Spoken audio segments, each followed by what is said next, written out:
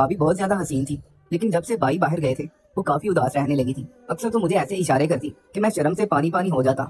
भला मैं भाभी की बात कैसे मान सकता था। कुछ दिन गुजरे तो भाभी रोजाना रात को मुझसे एक बड़े साइज की मोमबत्ती मंगवाती और जाने कमरे में ले जाकर ऐसा कौन सा काम करती कि सारी रात उनके चिल्लाने की आवाजें आती, जैसे बहुत ज्यादा तकलीफ में हो। मैं पूछता तो कहती कि एक नई नवेली दुल्हन के लिए अकेले गुजारा करना कितना मुश्किल होता है, ये मुझे ही पता है। फिर भी अगर तू कहता है तो आज कमरे की खिड़की खुली रखूंगी, अंदर आकर देख लेना मैं आवाजें क्यों निकालती हूँ। अगले दिन आधी रात को भाभी के कमरे में गया तो ये देखकर मेरे रोंगटे खड़े हो गए, क्योंकि भाभी मोमबत्ती को फिर जब भाभी ने मुझे देखा तो पास खींचकर पूरी रात मैं आज फिर उसी दुकान के बाहर खड़ा था। मैंने दुकानदार से कहा कि ये पैसे लो, एक बड़ी मोमबत्ती दे दो जो सबसे मोटी हो।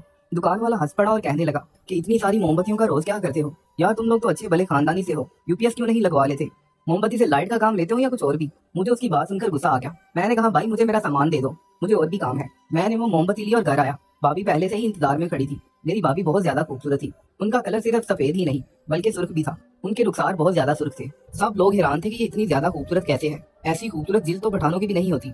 यही खूबसूरती थी जिसको मेरी माँ ने देखा और फौरन सोच लिया कि अपने बेटे की शादी करवाऊंगी तो इसी के साथ। शादी के 1 महीने बाद तक सारे खानदान वाले जो शादी में नहीं आ सके थे बार बार हमारे घर आते और मेरी भाभी आयदा को देखकर हैरान होते और आयदा से पूछते कि तुम्हारी कोई बहन है क्या। लेकिन भाभी इकलौती थी। भाभी ने मेरे हाथ में मोमबत्ती देखी तो बहुत ज्यादा खुश हुई। फौरन मेरे हाथ से मोमबत्ती ली और उसके अंदर से वो धागा निकालकर वहीं फेंक दिया और मोमबत्ती लिए अपने कमरे में चली गई। शाम हो चुकी थी। भाभी शाम के बाद भी कोई काम नहीं करती थी, अपने कमरे में अकेली बैठी रहती थी। अम्मी कहती थी कि शायद उसको भाई फोन करता हो। बेचारा पैसों की खातिर नई नवेली दुल्हन को छोड़कर बाहर चला गया, लेकिन कोई बात नहीं, 1 साल में वापस आ जाएगा। मेरी बहू का दिल तो दुखता ही होगा। मेरी माँ मेरी भाभी पर फिदा थी, उनको उसमें कोई भी गलती नजर नहीं आती थी। ये बात बड़ी अजीब थी कि एक सास होकर वो मेरी भाभी से इतना प्यार करती थी। आयदा भाभी भी सबके साथ अच्छे तरीके से रहती थी, लेकिन शाम होते ही वो अपने कमरे में चली जाती थी। मैं इस बात पर हैरान था कि अगर मोमबत्ती को रोशनी के लिए मंगवाया है तो फिर इसका धागा क्यों निकाल दिया था। धागे के बगैर तो वो चलेगी नहीं, तो फिर इसको मंगवाने का फायदा ही क्या हुआ। मुझे उनकी कोई समझ नहीं आती थी। मैं बड़ा परेशान रहता था। दुकान वाला मुझे ताने देता था। मैंने दूसरी दुकान पर जाने का सोचा, लेकिन दूसरी दुकान यहाँ से काफी दूर थी। इसमें मेरा वक्त जाया होता था और मैं गर्मी में इतनी दफा चक्कर नहीं लगा सकता था, इसलिए डीट होकर यहीं से सामान लेने लगा। आयदा भाभी से पैसे मांगते हुए शर्म आती थी। जो मेरे पास पैसे होते थे वही खर्च हो रहे थे और मुझे ये बिल्कुल भी बात अच्छी नहीं लग रही थी। अम्मी ने कहा कि अगर तुमने पैसे लेकर काम करना है तो फिर तुमसे काम करवाने की क्या जरूरत है, वो अपने भाई से ही कह देगी।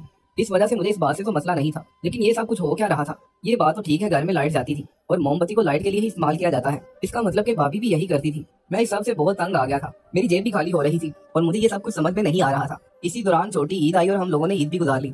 मैंने एक तरकीब निकाली। मैंने कुछ पैसे एडवांस देकर यूपीएस खरीद लिया और अपने घर में लगा दिया। अब मुझे पूरा यकीन था कि इसके बाद भाभी मुझे मोमबत्ती लाने के लिए नहीं कहेंगी, क्योंकि घर में यूपीएस लग गया है। घर वाले भी खुश हो गए।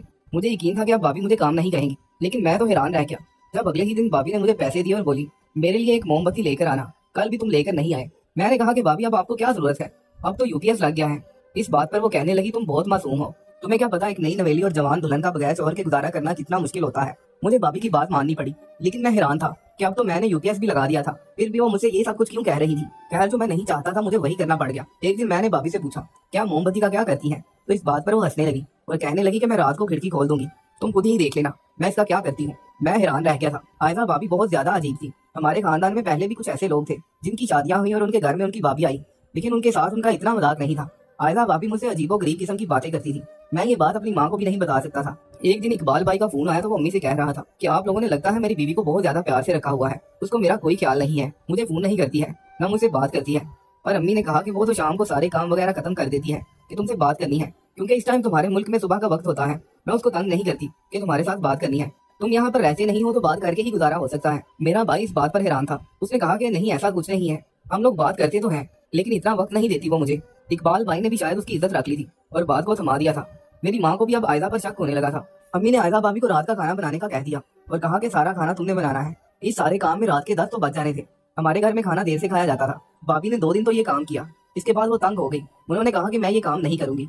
एक तो मेरे शौहर को बाहर भेज दिया है और शादी में तो आप लोगों ने ऐसा कुछ नहीं बताया था कि वो इतनी जल्दी वापस चला जाएगा, और ऊपर से मुझे घर के काम करवा रहे हैं।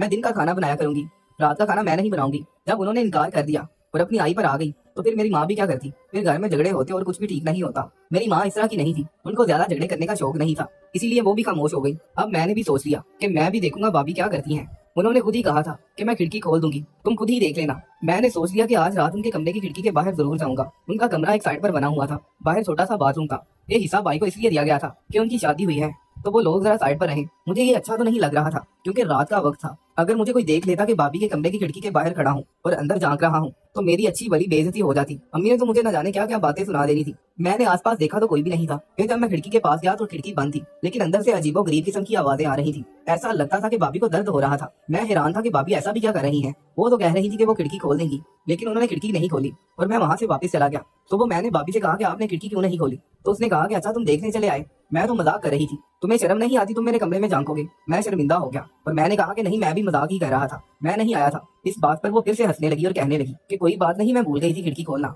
मुझे उनकी समझ नहीं आती थी, उनके मूड का पता ही नहीं चलता था। कभी कोई बात कर देती तो कभी कोई, और कहती थी कि मैं मजाक कर रही हूँ, और कभी कभी संजीदगी में भी अजीब सी बातें कर देती थी। मेरी माँ अक्सर आयदा की बुराइयां भी करती थी, जबकि मोहल्ले वाले कहते थे कि बड़ी ना शुक्री हो, इतनी खूबसूरत जान जैसी बहू मिली है। मेरी माँ कहती थी कि खूबसूरती का हजार डालूं, कोई इखलाक कोई सलीका भी तो होना चाहिए। जबकि यही मेरी माँ थी जो पहले कह रही थी कि लड़की को खूबसूरत होना चाहिए ताकि सारे देखें तो देखकर जल जाए। घर के काम तो आजकल किसी भी लड़की को नहीं आते, शादी के बाद ही सीखती है। लेकिन अब मेरी माँ का नजरिया बदल गया था। भाभी की कोई बहन तो नहीं थी, लेकिन एक कजन थी, उनकी ही तरह खूबसूरत थी और उनसे बहुत कम खूबसूरत थी। मेरी माँ पहले कहती थी कि उसका रिश्ता मेरे लिए लेना है, लेकिन अब मेरी माँ ने तौबा कर ली थी और मुझे भी कोई शौक नहीं था। अगर भाभी ऐसी थी तो उनकी कजन भी ऐसी ही होती और मैं ऐसी औरत के साथ जिंदगी नहीं गुजार सकता था। इकबाल भाई यहाँ पर नहीं थे। अगर उन्हें पता चल जाता कि घर में क्या हो रहा है तो वो भी हैरान हो जाते। अगले दिन मैं फिर से इंतजार में था कि आज खिड़की खुली होगी, लेकिन आज जब मैं जाने लगा तो मेरी माँ ने मुझे देख लिया। उन्होंने कहा कि इस तरफ किधर जा रहा है। मैंने कहा कि वो मेरे दोस्त का फोन आया है तो मैं लॉन में जा रहा हूँ। मेरी माँ ने मुझे डांटना शुरू कर दिया।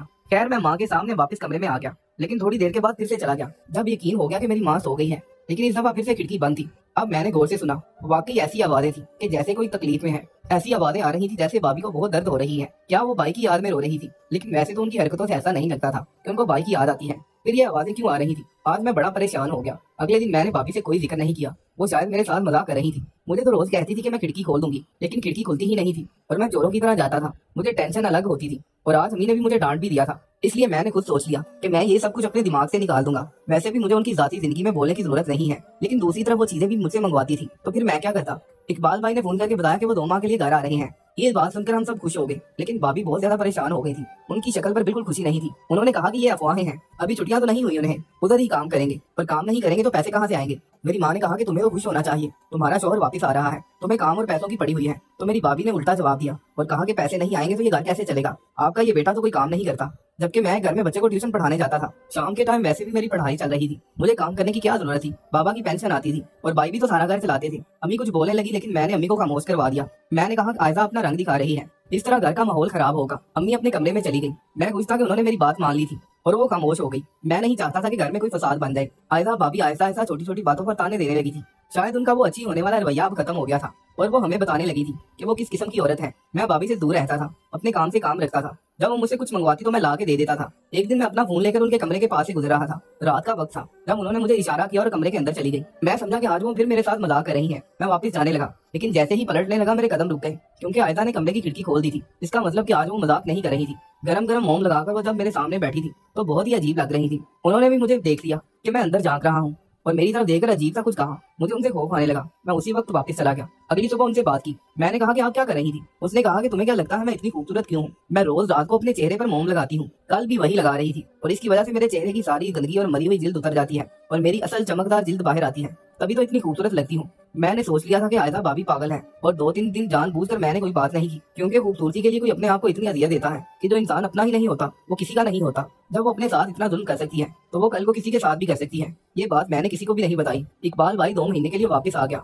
भाई और भाभी रोज झगड़ा करते थे। भाभी बहुत जिद्दी थी और शायद भाई को भी भाभी के किसी पुराने चक्कर के बारे में भी पता चल गया था। आजकल वो बहुत झगड़ रहे थे। पहले तो हम सिर्फ आवाज ही सुनते थे, फिर उनके झगड़े कमरे से बाहर आ गए। भाई ने कहना शुरू कर दिया, मैं इस लड़की के साथ नहीं रहूंगा, ये पागल है, इसका दिमाग खराब है और इसके न जाने कितने यार हैं। इस तरह बात करते कराते बात तलाक तक चली गई। हम लोगों ने फिर भी कोशिश की कि इनका घर खराब ना हो। भाई को बहुत समझाया, लेकिन भाभी अचानक से अपने घर चली गई और वापस आने से इनकारी हो गई। हम उनको फिर भी समझाते रहे, लेकिन वो ना मानी और फिर कुछ दिन के बाद उनकी तरफ से कोर्ट का ऑर्डर आ गया। वो मेरे भाई से तलाक लेना चाहती थी। अब मेरे भाई को भी गुस्सा आ गया। इकबाल भाई ने कहा कि मैं तो पहले ही इसको नहीं रखना चाहता था, क्योंकि मुझे पता था कि इसके और लोगों के साथ भी चक्कर हैं और रोज रात को ये अपने यारों से बातें करती है, जिसकी वजह से गुजर गुजर की आवाजें निकालती रहती है। मैं आप लोगों की वजह से सब्र कर रहा था। जाने भाभी किस तरह की थी, वो क्या चाहती थी। उनको खुद पर बहुत ज्यादा गुरूर था। मेरी माँ भी काफी परेशान थी। मामला कोर्ट कचहरी तक चला गया और दोनों में अलहदगी हो गई। इकबाल भाई ने कहा कि